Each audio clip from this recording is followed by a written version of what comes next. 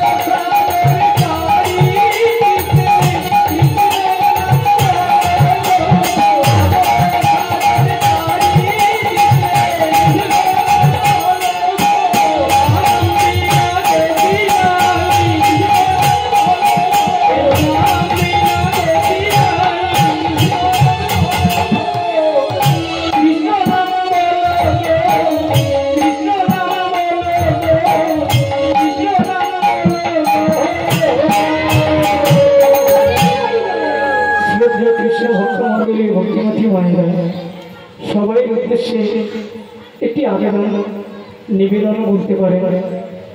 আজ এই কীর্তনিয়া কুমারী অর্পিতা হালদার আপনাদের গ্রামের মেয়ে, আপনাদের এই অঞ্চলের মেয়ে, আপনাদের মেয়ে কারো বা নাত নেই, যাই হোক তাই বলছি একখানা পালা তৈরি করেছেন। আজের জীবনের এই প্রথম উদ্বোধন হচ্ছে এই আসর কিঙ্কর গৌর বাড়িতে। আপনারা একে আশীর্বাদ করুন, সুন্দরভাবে যেন পরিবেশন করতে পারেন। হয়তো সুর থেকে আলাদা হয়ে যেতে পারে, তাল থেকে বিচ্ছিন্ন হয়ে যেতে পারে, নিজে বলে আপনারা মার্জনা করে নেবেন এই অর্পিতাকে।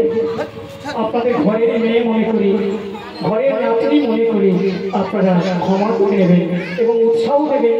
মায়েদের বলছে আপনারা উলুধ্বনি করবেন, জয়ধ্বনি করবেন, শঙ্খধ্বনি করবেন, উৎসাহিত করবেন শিল্পীকে, যাতে করে আপনাদের মনোরঞ্জন যেন করতে পারে। আসুন এবার আমরা এই অর্পিতা হালদারের মুখে সুমধুর কৃষ্ণ গুণগান শ্রবণ করি। নিতাই গৌর প্রেমানন্দে হরি হরি বলো, হরি হরি বলো, হরি হরি বলো। সবাই আমার সঙ্গে হরিনাম বলে দুটি বাহু উত্তোলন করে নৃত্য করুন আর বলুন, হরে কৃষ্ণ হরে কৃষ্ণ কৃষ্ণ কৃষ্ণ হরে হরে, হরে রাম হরে রাম রাম রাম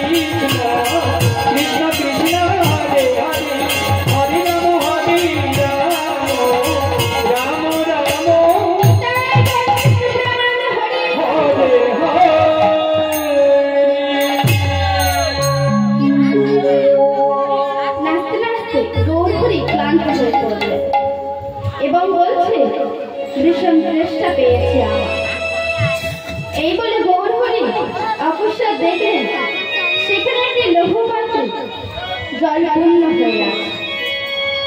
সঙ্গে সঙ্গে সেই জল ভরা লঘু পাত্র প্রভু হস্তে তুলে নিলেন। তাহা দেখে শ্রীধর বৈষ্ণব কাঁদিয়া গৌর সুন্দরী চরণে পড়িয়া বলছে, এ কি করছো প্রভু, এ কি করছো? এই জল পান করে তোমার উচিত হবে না প্রভু। মহা পাপী, আমাকে কি সংহার করবে প্রভু? তাই কি এই কৌশল করছো? ও বাবা, গৌর সুন্দরী শ্রীধরের কোনো কথা কর্ণপাত না করে একদিকে লঘুপাত্রের জল পান করে মহানন্দ শ্রীধরকে বলছে, শোনো দরিদ্র বৈষ্ণব, কেন এই জল পান করলাম জানো? শোনো বৈষ্ণব, বৈষ্ণবের জল খেলে বিষ্ণু ভক্তি কর। আজ এই জল পান করে আমার দেহ শুদ্ধ হলো। এতদিনে মোর কৃষ্ণের চরণে ভক্তি, কৃষ্ণ হলো ভক্তের কাঙাল, তুমি সেই কৃষ্ণ দাস, কৃষ্ণ ভক্ত। আর শোনো বৈষ্ণব, বৈষ্ণবের অন্ন চেয়ে খেলে সর্বপাপ থেকে করে যায় মানব, শুদ্ধি হয়। যেই জন বৈষ্ণবের অন্ন চেয়ে খায় সেই জন মুক্ত। অন্যের অভাবে কেহ যদি জল চেয়ে খায় তাহলে সেই জন কৃষ্ণ প্রেম ভক্তি পায়। শোনো বৈষ্ণব, তব লঘুপাতে শুধু জল নয়, বৈষ্ণবে শুদ্ধ ভক্তি রয়েছে বৃষ্টি। সেই হেতু জল আমি করিয়াছি পান। আজ আমার জীবন ধন্য। তাহা শুনে দরিদ্র শ্রীধর চোখের জলে ভাসছে আর বলছে, কৃষ্ণ আমার ধ্যান, কৃষ্ণই আমার জ্ঞান, কৃষ্ণ আমার জীবনের গতি মুক্তি। এই বলছে আর শ্রীধর বৈষ্ণব চোখের জলে ভাসছে। ভক্তমণ্ডলী ভক্তিমতী মায়েরা গৌর হরিয়াস বাড়াইল বৈষ্ণবের মান। তাই বৈষ্ণব কবি ভক্ত দাস কলম দিলেন, গৌর হরি বাড়াইল বৈষ্ণবের মান, আমরা সবাই বৈষ্ণবকে করিব সম্মান। গৌর হরি বাড়াইল বৈষ্ণবের মান, আমরা সবাই বৈষ্ণবকে করিব সম্মান। গৌর হরি বাড়াইল বৈষ্ণবের মান, আমরা সবাই বৈষ্ণবকে করিব সম্মান। গৌর হরি বাড়াইল বৈষ্ণবের মান, আমরা সবাই বৈষ্ণবকে করিব সম্মান।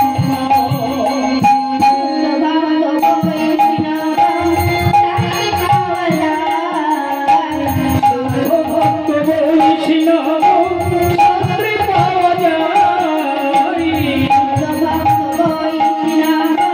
শাস্ত্রে পাওয়া যায়, শুদ্ধ ভক্ত বৈষ্ণব শাস্ত্রে পাওয়া যায়।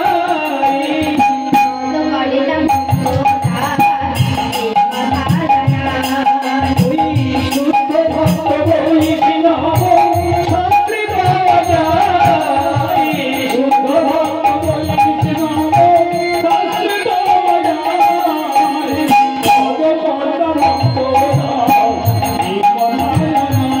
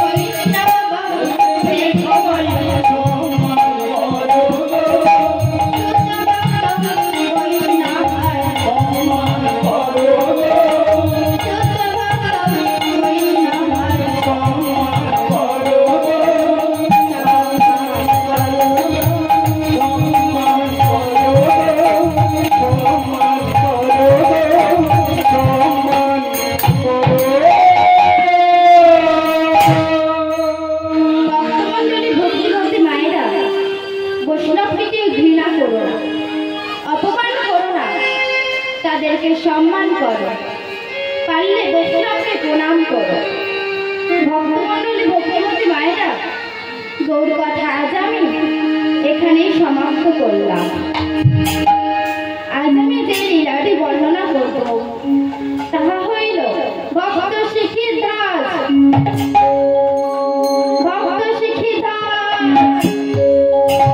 শ্রদ্ধেয় সমাবেত ভক্ত মণ্ডলী, ভক্তিমতী মায়েরা, আজ এই কীর্তন এখানে হচ্ছে কেন আপনারা সবাই জানেন, কারো অজানা নেই। তাই বলছি, এই নরেন্দ্রপুর গ্রাম নিবাসী গৌর কাশারি মহাশয় তিনি আর আমাদের মধ্যে নেই। ইহ জগতের মায়া ত্যাগ করে চিরদিনের মতো পরলোকে গমন করেছেন। তার আত্মার শান্তি কামনার জন্য তার ভাগ্যহীন পুত্রগণ কয়েকদিন ব্যাপী এই হরিনাম কীর্তনের আয়োজন করেছেন। আজ প্রথম সন্ধ্যা, আসুন না আমরা সবাই তার ভাগ্যহীন পুত্রগণের সঙ্গে সামিল হয়ে ঈশ্বরের কাছে কামনা করি গৌরবাবুর আত্মা যেন যেখানে থাকেন খুব সুখে শান্তিতে থাকতে পারেন, আর গৌরবাবুর আত্মা যেন ধীরে ধীরে শ্রীহরির চরণে স্থান পায়। আসুন সবাই আমরা এই কামনা করি তার ভাগ্যহীন পুত্রগণের সঙ্গে। সেই হেতু বলছি, সবাই মিলে এক মিনিট নীরবতা পালন করব। সবাই মিলে এক মিনিট নীরবতা পালন করব। আপনারা সবাই রাজি আছেন তো? বেশ বেশ, ঠিক আছে। তাহলে আসুন সবাই মিলে এক মিনিট গৌরবাবুর আত্মা যাতে শান্তি পায় তার জন্য আমরা নীরবতা পালন করছি। এক মিনিট শুরু করব।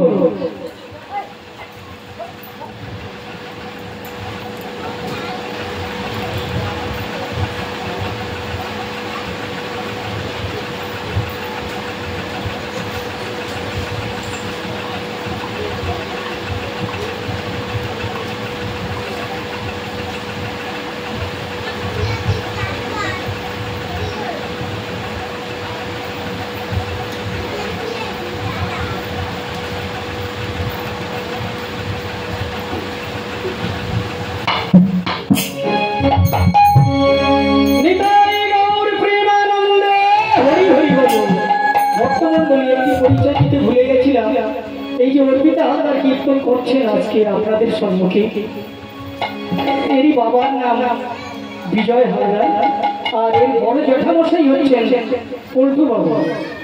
আমার ভাইটি জামাইও হয় এবং ভাগনাও হয়। এই ডান দিকে যিনি মৃদঙ্গ বাজাচ্ছেন ইনি হচ্ছে অর্পিতার বড় জ্যাঠামশাই, আর অর্পিতার দাদুর নাম হলো শ্রীযুক্ত করুণাময় হালদার মহাশয়।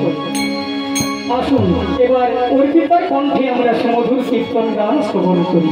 নিতাই গৌর প্রেমানন্দে হরি হরি। রত্নাবতীপুরে শিক্ষিত নামে এক রাজা ছিল। রানী হল কুমুরবতী এবং রাজপুত্রের নাম হল তাম্রধ্বজ।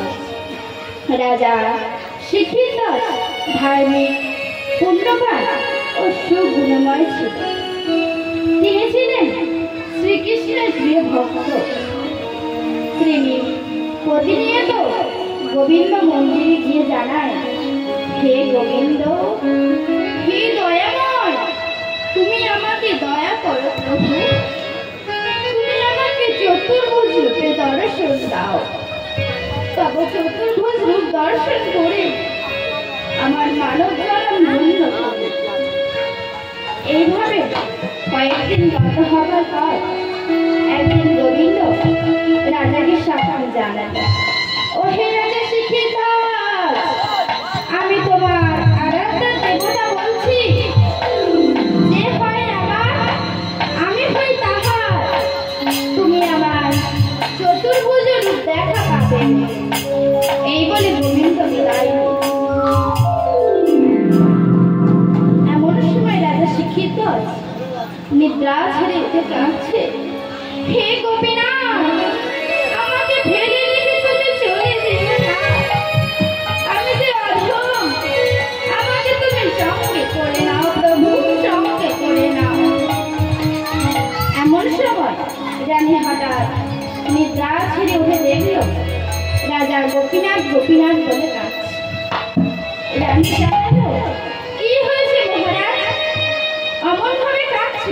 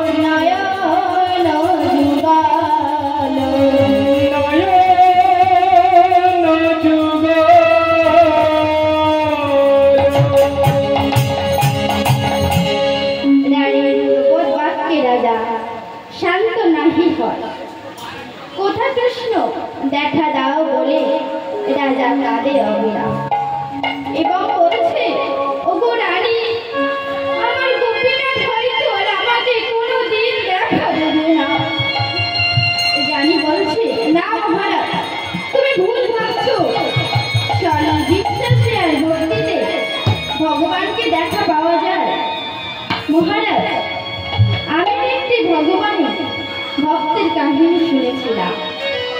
আজ এই প্রসঙ্গে আমি সেই ভগবানের ভক্তের কাহিনীটি তোমাকে শোনাচ্ছি, তাহা তুমি শ্রবণ করো।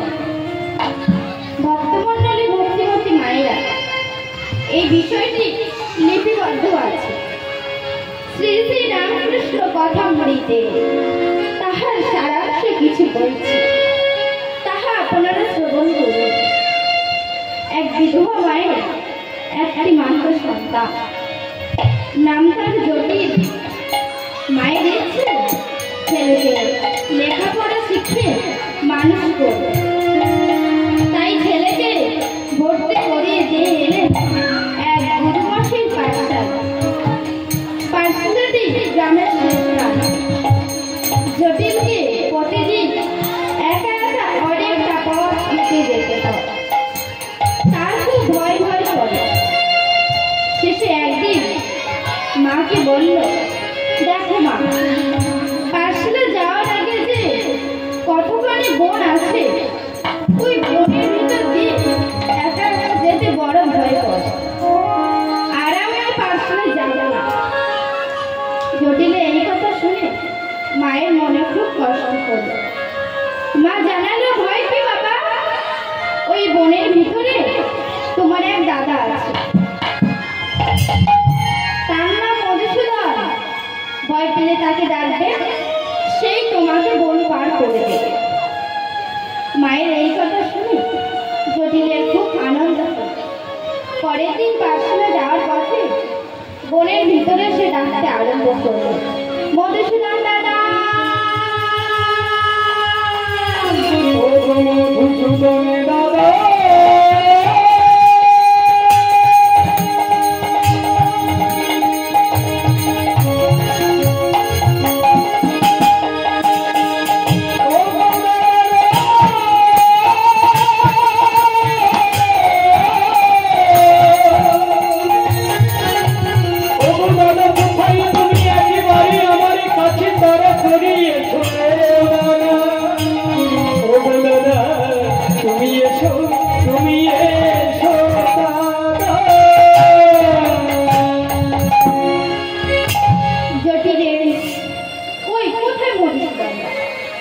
মধুসূদন দাদার দেখা মিলল না। তখন জটিল কাঁদতে কাঁদতে ডাকতে লাগল। জটিলের সরল বিশ্বাসের ভক্তিতে ভগবান থাকতে পারলেন না। বালকের রূপ ধরে সামনে হাসতে হাসতে বললেন, এই তো ভাই আমি এসেছি, কাঁদছো কেন? কেঁদো না। এইভাবে প্রতিনিয়ত তোমার সঙ্গে আমার দেখা হবে। এবার চলো, পাঠশালায় পৌঁছে দিই। এই বলে বালক রূপী ভগবান জটিলকে পাঠশালায় পৌঁছে দিল। এই যাওয়া আসার মাঝে কত গল্প, কত খেলা খেলে তারা। এইভাবে কয়েকদিন গত হল। হঠাৎ একদিন পাঠশালা গুরুমশাইয়ের মা মারা গেলেন। গুরুমশাই শ্রাদ্ধ করবে। ছাত্ররা যে যার সাধ্য মতো, কেউ দিচ্ছে চাল, কেউ বা দেবে কাপড়, কেউ বা দেবে মিঠাই।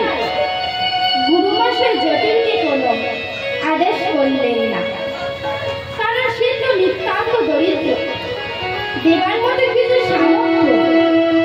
কিন্তু এদিকে মনে মনে জটিলেরও খুব ইচ্ছে, সেও কিছু দেবে। তাই বাড়ি ফিরে মাকে মনের কথা জানালো। তাহা শুনে মা বলল, জটিল বাবা, আমরা তো গরিব, আমাদের দেবার মতো কিছু সামর্থ্য। তুই বরং তোর মধুসূদন দাদাকে গিয়ে বল, যা দেবার সেই দেবে। মায়ের এই কথা শুনে জটিল চুপচাপ থাকলো। পরের দিন পাঠশালা যাওয়ার পথে সে মধুসূদন দাদাকে মনের কথা জানায়। তাহা শুনে মধুসূদন দাদা বললেন, জটিল তুমি তোমার গুরুমশাইকে গিয়ে বলবে, সাথে যা দই লাগবে তুমি সব দেবে। তখন জটিল মধুসূদন দাদার বাকি হলো খুবই হর্ষিত। তাই সোনিয়া দাদা বাড়ি হর্ষিত সোনিয়া দাদা বাড়ি হর্ষিত চিত্তখানি সোনিয়া দাদা বাড়ি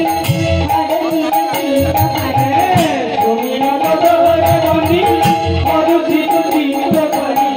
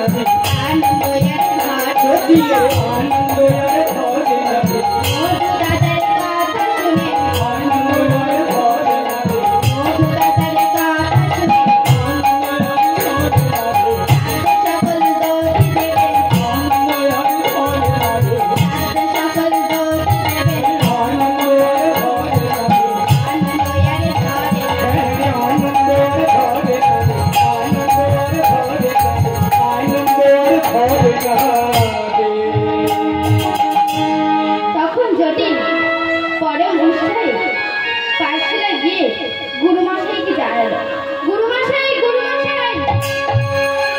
সাধ্যের যা দই লাগবে আমি সব দেবো।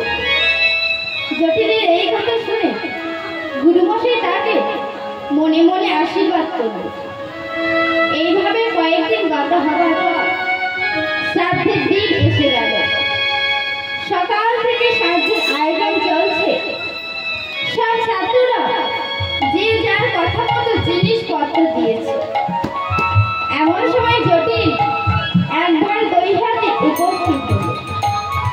তাহা দেখে গুরুদেব জানালো, কই জটিল আর দই কোথায়?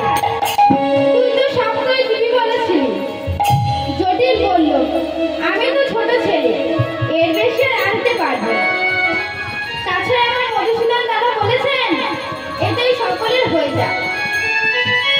জটিলের এই কাণ্ড দেখে সহপাঠীরা সবাই ঠাট্টা তামাশা করতে লাগলো। গুরুমশাই রেগে বললেন, এতজন খেতে বসে তুই এইটুকু দই নিয়ে এসেছিস, আমি এখন কি করি? আমার সব কাণ্ড করে দিলি তুই। তখন জটিল লজ্জায় মাথা নিচু করে ঘরের এক কোণে দাঁড়িয়ে রইল।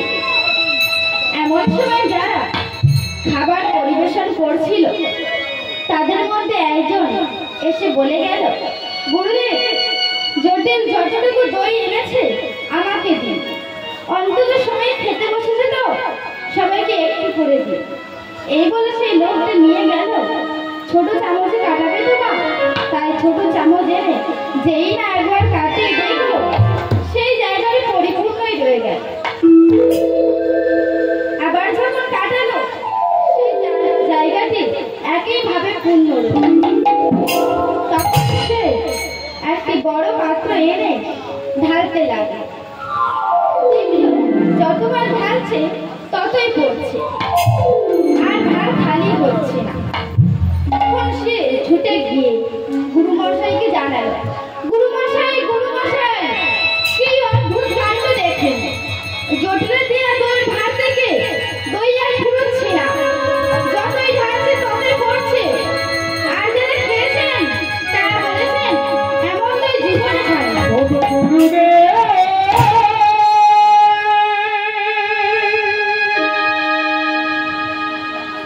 গুরুদেব ভাবছি বলে।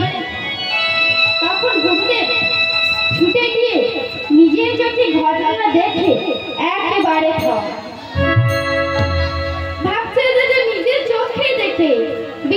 করা যায় না। তখন গুরুদেব আবেগপ্লুত স্বরে জটিলকে বুকে জড়িয়ে ধরে জিজ্ঞাসা করছে, জটিল, তুই ভাবে এই তুই কোথা থেকে এনেছিস? জটিল বলল, কেন, মধুসূদন দাদা দিয়েছে। মধুসূদন? কে মধুসূদন? তোর মধুসূদন দাদা থাকেন কোথায়? সরল বিশ্বাসে আর ভক্তিতে জটিল বলল, কেন, তিনি এই পাশের বনে থাকেন। বনে থাকেন? তুই দেখাতে পারবি তোর মধুসূদন দাদাকে? জটিল বলে, হ্যাঁ, কেন পারবো, আসুন না আমার সঙ্গে। এই জটিল বলল, গুরুদেব, যখন সবাই বনের পথে রওনা হচ্ছে তখন সবাই হরিনাম গেয়ে গিয়ে যাবে। এই বলে সবাই বনের পথে রওনা হলো।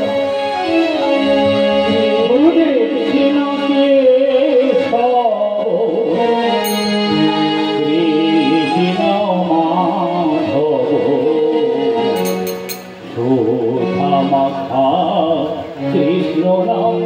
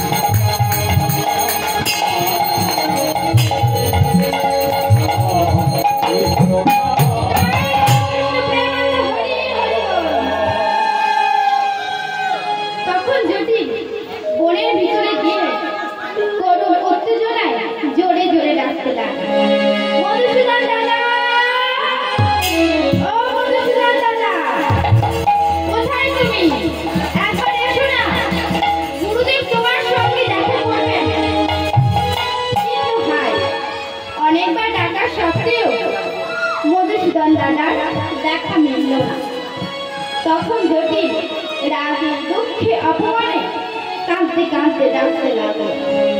কিছুক্ষণ পর হতেই অদৃশ্য কণ্ঠের আওয়াজ শোনা গেল, জটিল, আজ আমি আসতে পারবো না। তোমার সরলতা আছে, বিশ্বাস আছে, ভক্তি আছে, তাই তুমি আমাকে দেখতে পাও, কিন্তু যে তা নেই। ওরা চলে গেলে আবার আমি তোমার কাছে আসবো, কেমন? দূর থেকে এই কথা শুনতে পেয়ে সহপাঠীরা ও গুরুদেব নিজেদেরকে তুচ্ছ মনে করে পাঠশালায় চলে এবং জটিল বনের মাঝে দাঁড়িয়ে কাঁদছে। এমন সময় মধুসূদন দাদা এসে বলছে, কাঁদছো কেন ভাই? কেঁদো না, এইভাবে প্রতিদিন তোমার সঙ্গে আমার দেখা হবে। এবার চলো, তোমাকে গৃহে পৌঁছে। এই বলে বালকরূপী ভগবান জটিলকে গৃহে পৌঁছে বিদায় নেন। এমন সময় রানী কুমুদবতী রাজা শিক্ষিতকে এই কাহিনী শুনিয়ে বলছে, শুনলেন না মহারাজ, ভগবানের সেই ভক্তের কাহিনী? সরল বিশ্বাস আর ভক্তিতে ভগবানকে পাওয়া যায়। তাই বলি মহারাজ, ভগবানের প্রতি যদি আমাদের সরল বিশ্বাস আর ভক্তি অটুট থাকে, তাহলে আমরা নিশ্চয়ই সেই শ্রীহরি চতুর্ভুজ দর্শন পাব। এই জানাই রাজা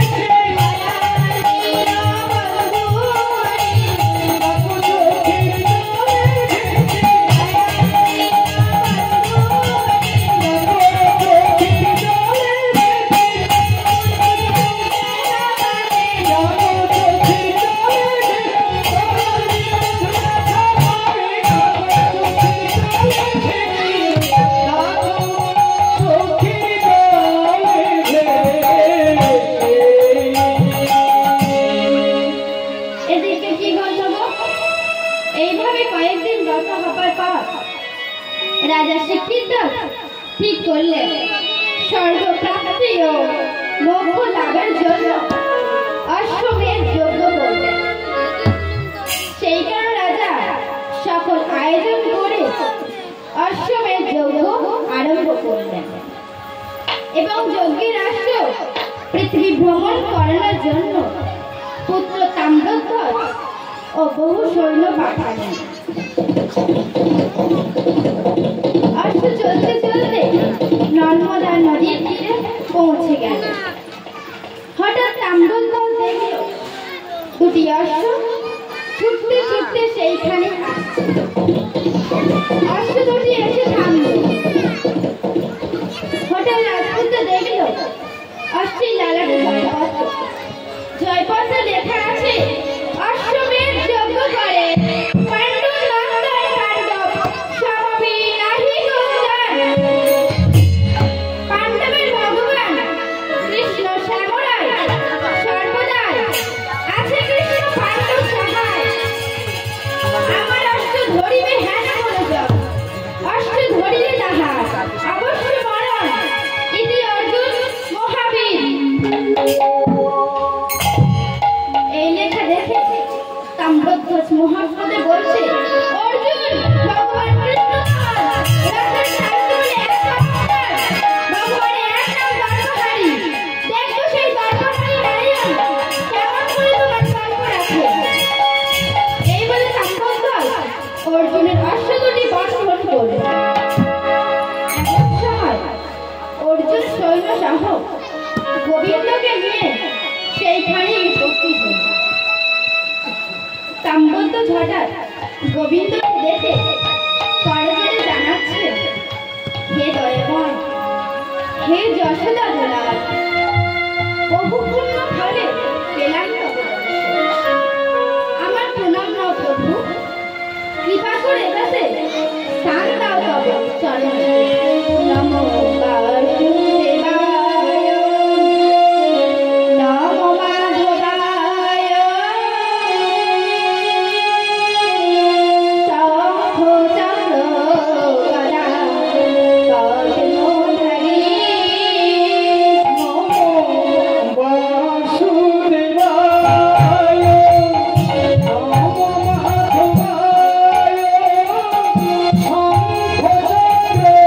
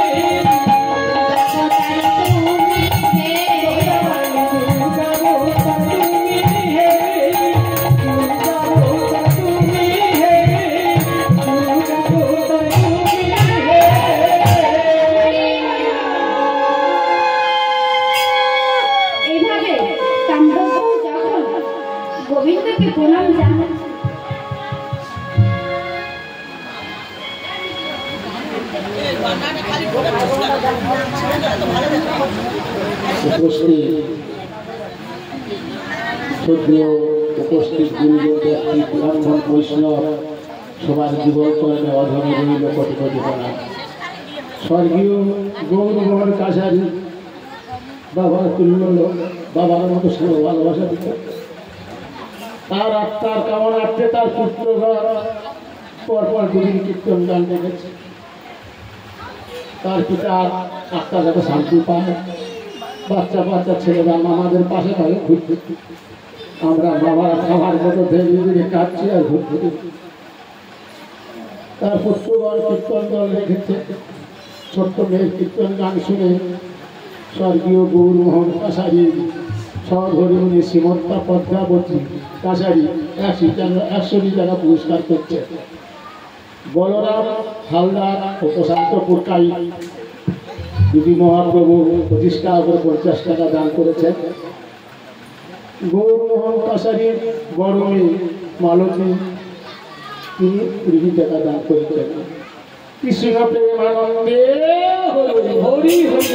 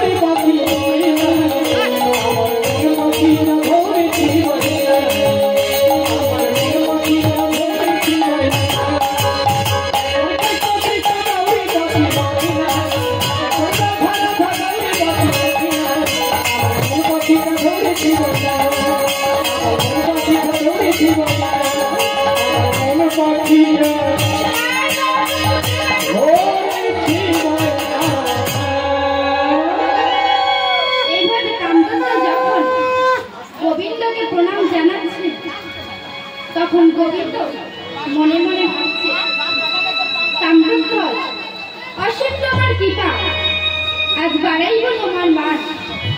অর্জুনের দর্প আমি করব চূর্ণ। অর্জুন জানে না কেন আমি তার সখা, কেন আমি তার রথের সারথি।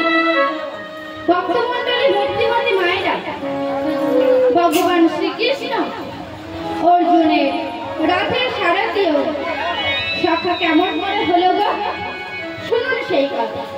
আমি বলছি, হিলহরি বংশী বলছে, বৃন্দাবনবাসী ইন্দ্র পূজা বাদ দিয়ে গিরিয় গোবর্ধন পূজা করেছিল বলে ইন্দ্র প্রদ্বন্দ্বিত হয়ে এক সপ্তাহব্যাপী ঝড়, বজ্র, বৃষ্টি দিয়ে সমস্ত বৃন্দাবনবাসীকে বলাই করতে চেয়েছে। সেই সংবাদ মুহূর্তে কৃষ্ণ গোবর্ধন গিরি অঙ্কুরে ধারণ করে সেই গহ্বরে বৃন্দাবনবাসীগুলিকে রেখে ইন্দ্রের কবল থেকে রক্ষা করেছিল বলে তখন ইন্দ্র ভাবল, এটা সামান্য মানবের কাজ নয়। আবার বৃন্দাবনবাসীকে কে করিল রক্ষা? একবার দেখে আসে। এই বলে ইন্দ্র মর্তে এসে কৃষ্ণকে দেখে চিনতে পারে না। কৃষ্ণ নারায়ণ রূপে ধরায় এসেছে। তখন ইন্দ্র বলছে, হে প্রভু, আমি ভুল বুঝে তোমার উপরে অপকর্ম করেছি, আমাকে তুমি ক্ষমা করো। তুমি পরম প্রিয় জগদীশ্বর, সর্বকারণের কারণ। কৃষ্ণ জানালো, ওঠো দেবরাজ, চরণতল হতে আমি তোমাকে ক্ষমা করে দিলাম। ইন্দ্র জানালো, হে প্রভু, তুমি যখন মানব রূপে ধরায় এসেছো, তাহলে আমার একটি অনুরোধ তোমাকে রাখতে হবে। কৃষ্ণ জানালো, বলো দেবরাজ, কি অনুরোধ তোমার? কৃষ্ণ দেবরাজ জানালো, শোনো দয়াময়, তুমি পিতৃ শশা কুন্তির গর্ভে, শশা অর্থাৎ আমার বাবার আমার অংশে আমার সমপুত্র জন্ম নিয়েছে, নাম তার অর্জুন। তাহার সঙ্গে বন্ধুত্ব করে তাকে তুমি সর্বদা করিও রক্ষা। তব কৃপা হবে সে জানো অসামান্য কীর্তি লাভ করতে পারে, তার তুল্য ধনুর্ধর রবে না ভালো, হবে সে তব প্রিয়। কৃষ্ণ জানালো, দেবরাজ, আমি কথা দিলাম, তোমার অনুরোধে আমি সকল সময় তাহার কাছে থাকব, তার ভিত্তরূপে করিব সাধন, অসামান্য কীর্তি লাভ করবে অর্জুন। তার তুল্য ধনুর্ধর রবে না ভারতে, আমি হব অর্জুনের রথের সারথি। আজ হতে কৃষ্ণার্জুন এক প্রাণ এক মন। তবে যদি কোনদিন অর্জুনের মনে অহংকার আসে, তাহা আমি করিব চূর্ণ। এই কথা শ্রবণ করে ইন্দ্র পুলকিত অন্তরে আপন পুত্র অর্জুনকে কৃষ্ণের কাছে নিবেদন করে চলে গেল স্বর্গরাজ্যে। আপন পুত্র সমরে প্রিয়া কৃষ্ণের চরণে, আপন পুত্র সমরে প্রিয়া কৃষ্ণের চরণে, আপন পুত্র সমরে প্রিয়া কৃষ্ণের চরণে, আপন পুত্র সমরে প্রিয়া কৃষ্ণের চরণে।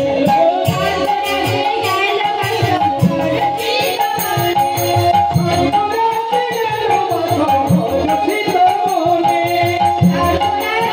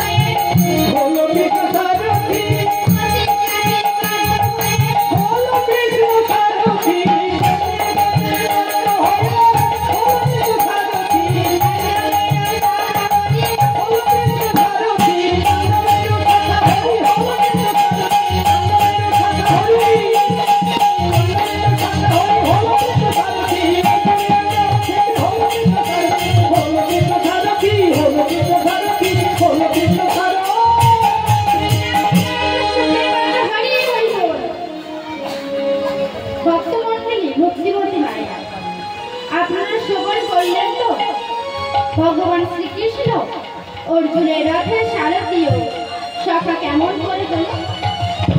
আবার আমি আসছি লীলার মধ্যে। এদিকে তাম্রধ্বজ অর্জুনের অশ্ব ফিরিয়ে না দেওয়ার বাঁধিল মহাযুদ্ধ।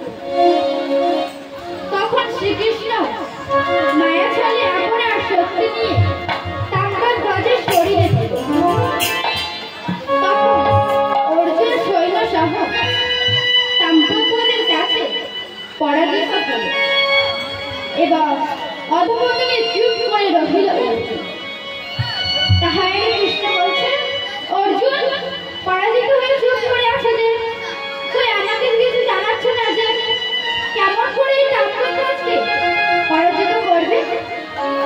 অর্জুন ব্যথা বড় অন্তরে জানালো, কি আর করবো সখা, একটি পৌরাণিক কথা মনে পড়ে গেল। ত্রেতাযুগে রাম অবতারে যখন তুমি লক্ষ্মণ আর সীতাকে নিয়ে বনে গিয়েছিলে, বনে গিয়ে লক্ষ্মণকে বলেছিলে, লক্ষ্মণ আমার খুব তেষ্টা পেয়েছে, পিপাসা পেয়েছে, আমাকে একটু জল দাও। তখন লক্ষ্মণ কাছাকাছি কোথাও না জল পেয়ে খুব চিন্তায় পড়ে। তখন তুমি বলেছিলে, লক্ষ্মণ এইখানে তীর বিদ্ধ করো, পাতলে জল আমি পান করব। লক্ষ্মণ তীর বিদ্ধ করতে হাঁটার বিরুদ্ধে। তখন লক্ষ্মণ বলে উঠল, দাদা জলের পরিবর্তে রং করছে কেন? তখন তুমি বলেছিলে, লক্ষ্মণ ওইখানে তীর দিয়ে ঘুরে দেখো। লক্ষ্মণ ঘুরে দেখলো একটি ভেগ। তুমি ভেগকে প্রশ্ন করলে, ভেগ তুমি এখানে ছিলে, আগে বলো কেন? তাহলে এখানে তীর মারতে বলতাম না। ভেগ বলল, ঠাকুর তুমি তো সব কিছু জানো, তবে এই প্রশ্ন করছো কেমন করে? তাছাড়া অন্য কেউ যদি মারে আমি তোমাকে জানি, আর তুমি যদি নিজেই মারো তাহলে আর কাকে জানো বলো? সেই হেতু অর্জুন বলছে, ওগো গোপীনাথ, তুমি তো নিজেই আমাকে ছোট করে, তুমি সংসারের সার, অসীম তোমার মহিমা, তর্কহারি নাম তোমার, অশ্বের বিদর্ভে ললাটে লিখেছিলাম, পাণ্ডব সমবেই নাহি গোলজল। তাই তুমি সেই অহংকার আমার করিলে চূর্ণ, তোমার লীলা বুঝে বড় রায়, তুমি তারে কাঁদাও করে কে বাবা লো তাহারা তুমি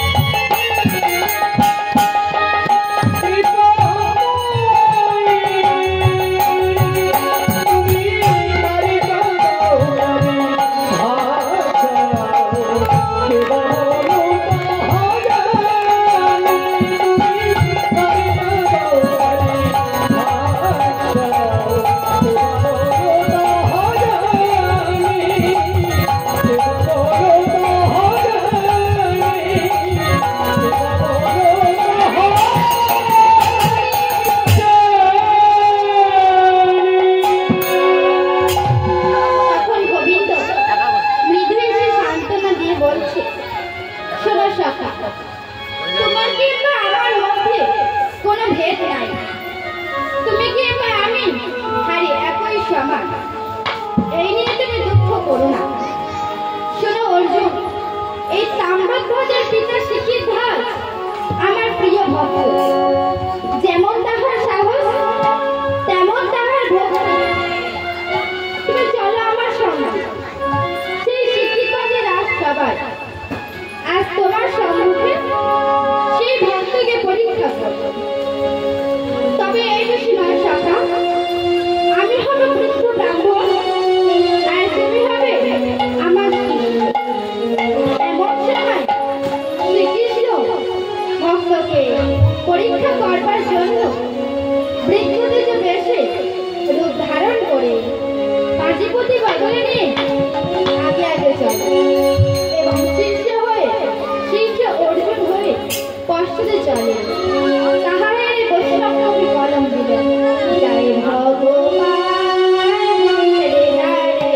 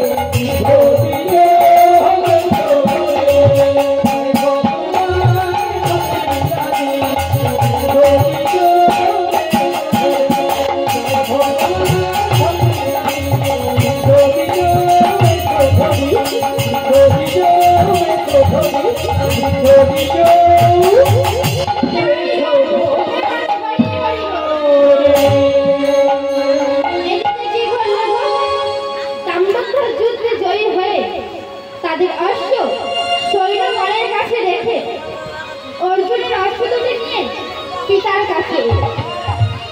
যুদ্ধে অর্জুনকে পরাজিত হয়েছে এই সংবাদ পিতাকে জানাল। তাহা শুনে পিতা শিখিধ্বজ খুব হর্ষিত হলেন।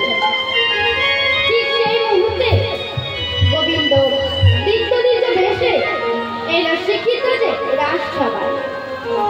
এসে বলছে, জয় হোক মহারাজের জয় হোক। এমন সময় রাজা শিখিধ্বজ ব্রাহ্মণকে দেখে সিংহাসন ছেড়ে উঠে দাঁড়ালে এবং প্রণাম জানিয়ে জিজ্ঞাসা করছে, বলো গিরিবর, কি হেতু আগমন তব এই রাজসভায়? তখন গোবিন্দ ছলনা করে বলছে, হে মহারাজ, আমি পড়েছি বিপদে, সেই কারণ এসেছি তোমার কাছে।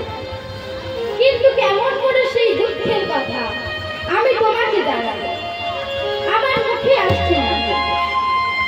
দাদা জানালো, ওগো দ্বিজবর, যতটা কঠিন হোক সেই কথা আমাকে তুমি বলো, তবে দুঃখ আমি করবো অবশ্যই। তখন গোবিন্দ বলছে, মহারাজ, সে কথা শুনলে তব কর্ণ বধির হয়ে যাবে, নয়ন ভূগোলে ভাসিবে অশ্রুত।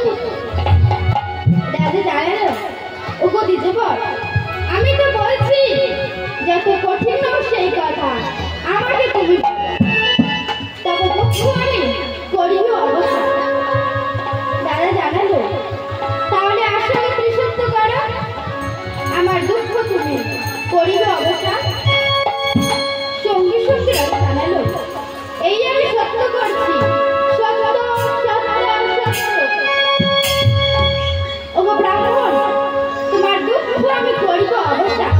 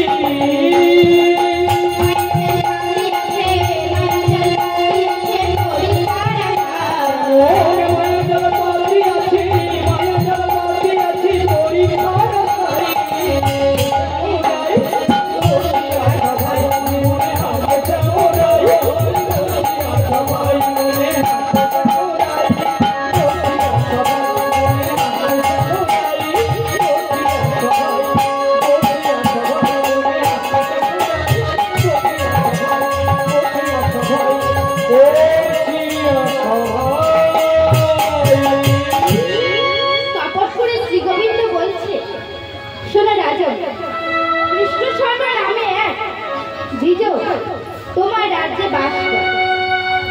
তাহার কন্যার সাথে আমার পুত্রের বিবাহ দেবার জন্য জ্ঞাতি বন্ধু বান্ধব সহ বরকে নিয়ে আসছিলাম।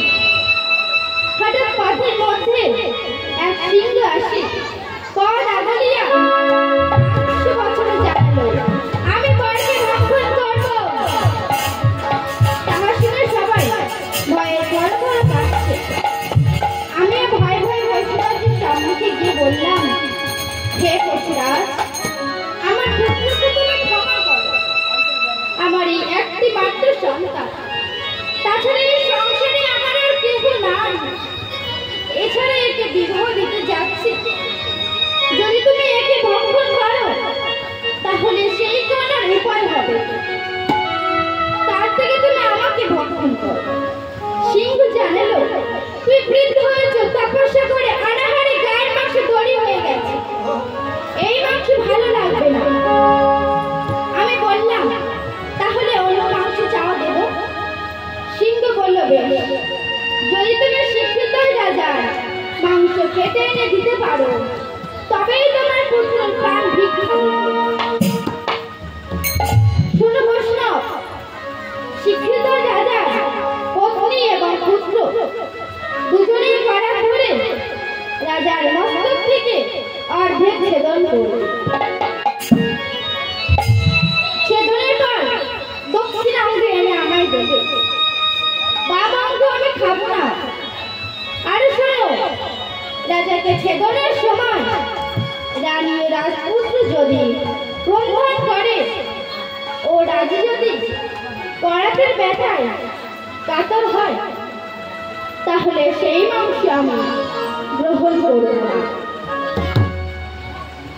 যাও দিবর, তড়াপড়ি আর সেই রাজ কলবর। তাই জানাই, হে মহারাজ, আমার পুত্রের প্রাণ